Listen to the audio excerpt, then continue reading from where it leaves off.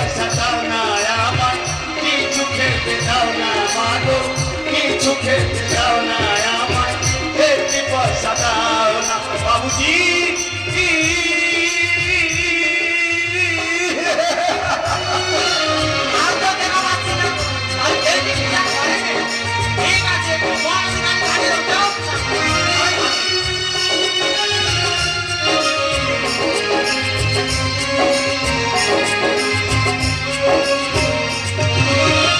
দাঁড়ে দাঁড়ে ভিড় চাই, পাই কত লাঞ্ছনা, কে হতো প্রাণ খুলে একটি পয়সা দিল না।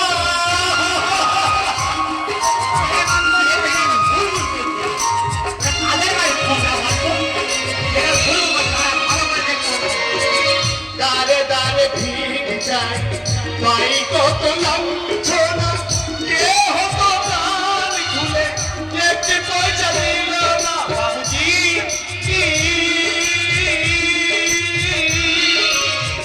একটি পয়সা দাও না বাবু, একটি পয়সা দাও না।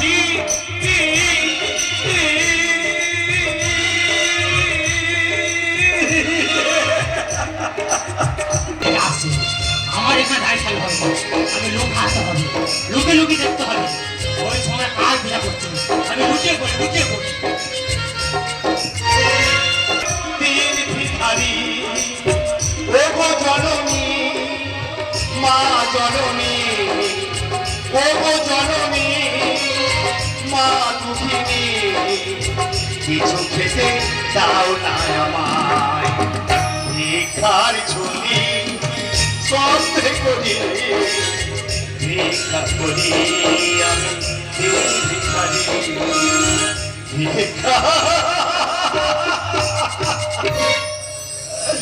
ক্ষুধার নির্মম জ্বালা, আমি যার ক্ষুধার জ্বালা সহ্য করতে পারছি না।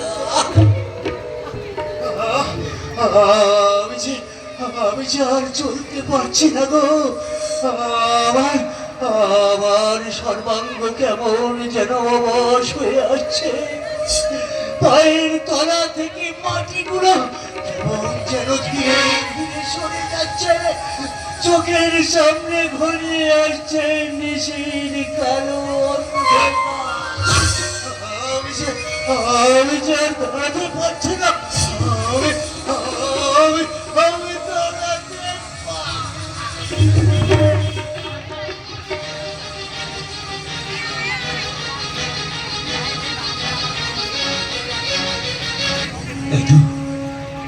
আমি দেবদাসকে সব জায়গায় ধর্ম ধর্ম করে খুঁজলাম, কিন্তু কোথাও তো দেবদাসের সন্ধান পেলাম না।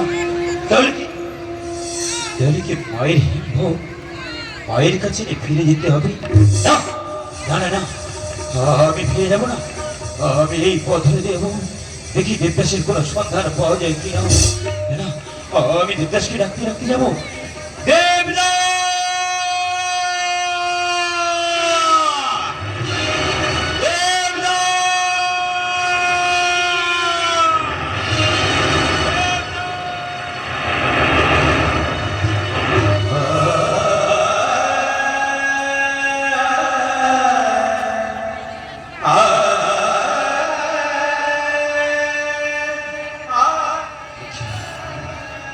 দেবদাস মূর্ছিত হয়ে পড়ে আছি।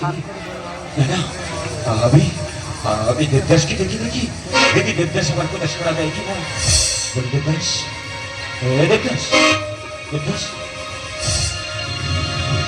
দেবদাস, দেবদাস,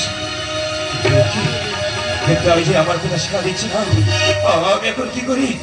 আমি এখন কি করি?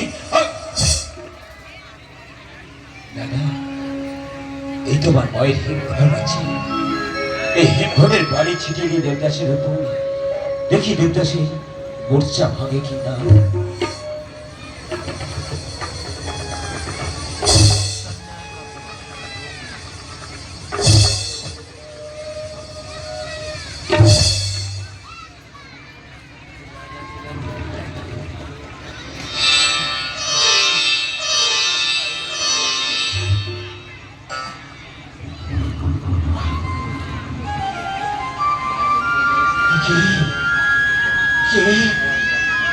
কে গো তুমি এমন রূপের মাধুরী নিয়ে আমার সামনে এসে দাঁড়িয়েছ? ওগো ওগো ওগো বলো তুমি কে? দাস, আমি তোমার এক হতভাগ্য দাদা বুঝে দাস। দাদা? হ্যাঁ দাদা, তুমি আমার দাদা। ওগো দাদা, ওগো দাদা, আমি যে কতদিন কিছু খাইনি গো দাদা। আমি যে কতদিন অনাহারে আছি। আমার চোখে চলে যাচ্ছে। দয়া করে তোমার এই অভুক্ত ভাইটাকে কিছু খেতে দাও না গো দাদা, কিছু খেতে। দাস, ওঠো দেবদাস, তোমার সকল দুঃখের জ্বালা হবে অবশ্যই গো দেবদাস। দেবদাস, আমি যে খিদে জ্বালা সহ্য করতে পারছি না, আর তুমি বলছো দুঃখের জ্বালা অবসান হবে। আজ কেন তোমার এই পরিণতি তুমি করতে পারো দেবদাস? তুমি করতে পারো দেবদাস? মনে পড়ে দেবদাস, মনে পড়ে তুমি যাচ্ছিলে বাণিজ্য করতে, আর তোমার বাণিজ্য করে উড়েছিল এক বৃদ্ধ ব্রাহ্মণী। মনে পড়ে দেবদাস?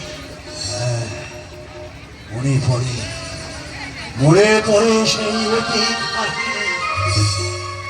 সেই বৃদ্ধ ব্রাহ্মণীকে তুমি জোর করে নামিয়ে দিয়েছিলে, আর তোমার তৈরিতে এসেছিল একটা হিমঘট। মনে পড়ে দেবদাস? সেই হিমঘটে তুমি পদাঘাত করেছিলে। হ্যাঁ, মনে পড়ে সেই দিনের কথা। সে কথা কি আমি জীবনে মরণে কখনো ভুলিতে পারি?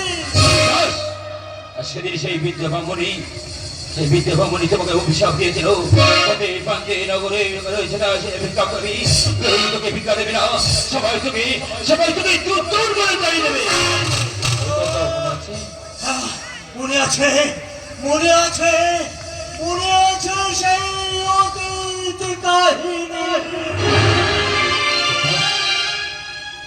আজ সেই মা করুণা করে তোমার জন্য এই হিমঘট পাঠিয়েছি। এই হিমঘটে তুমি যেদিন সকলে পূজা করবে, মা তোমাকে সাগরের রূপ ধারণ করে দেখা দেবে। সাগরের রূপ ধারণ করে দেখা দেবে। আমার সকল দুঃখের হবে অবসান।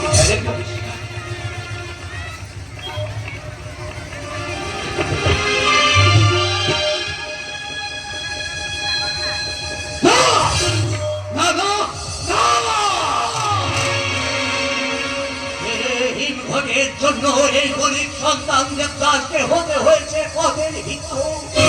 সেই ঘটের জন্য তোমাকে লোকের দুয়ারে দুয়ারে হাত পেতে দাঁড়াতে হয়েছে।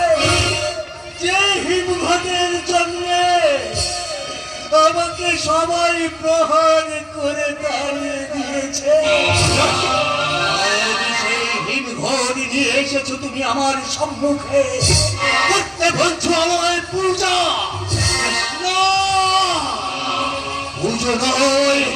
পুজোর বদলে ওই হিমঘটে আমি থুতু ফেলে দেব।